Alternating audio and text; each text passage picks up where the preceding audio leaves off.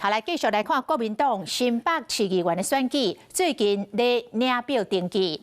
國民黨的政府發言人蕭敬言冇去登記，要來爭取提名。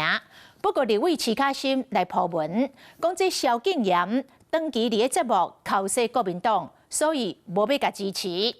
但是蕭敬言昨早起，才甲戰鬥拿的領袖趙少康合體，昨暝就互同款是戰鬥拿的成員徐巧芯來批評，嘛引發着討論，莫非戰鬥拿的內部無共調？選擇禁言，為你發言。國民黨青年軍蕭敬言出現佇新北的黨部登記，確定要參選拿贏新北議員的提名。要爭取立委廖先祥所留落來的虧，廖先祥嘛真天意該滿戰袍。其實禁言本來是我的競爭對手，落敗的情況下，他還是全心全意的來替我輔選，錯誤的評論，那我想這是禁言要去檢討的。中央黨部也已經給過禁言懲處了。哪裡 Q？好不容易可以上僅存的通告也是整個就是像個乖寶寶，正襟危坐，然後坐在旁邊，然後被陳柏惟跟這個教小孩子一樣這個教訓。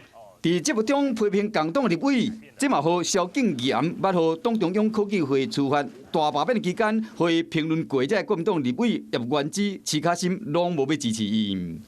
不實的傳遞謠言，去傷害跟攻擊黨內同志的時候，這樣的人是否還值得大家支持？更多的建設。不過，蕭敬言昨早起才甲戰鬥拿的領袖趙少康做去拜票，暗時就和同款是戰鬥拿的成員徐巧芯、葉元之批評，這引起大家認講戰鬥拿內部敢是無共調。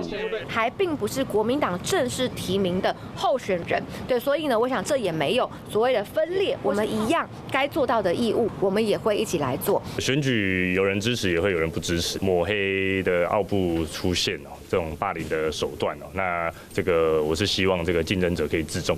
國民黨的選戰一開始，黨內的人就在受凍。Hello， 我是雷亞，想要搶了先掌握最及時的新聞資訊嗎？趕快訂閱、按讚、開啟小鈴鐺，鎖定華視新聞 YouTube 頻道。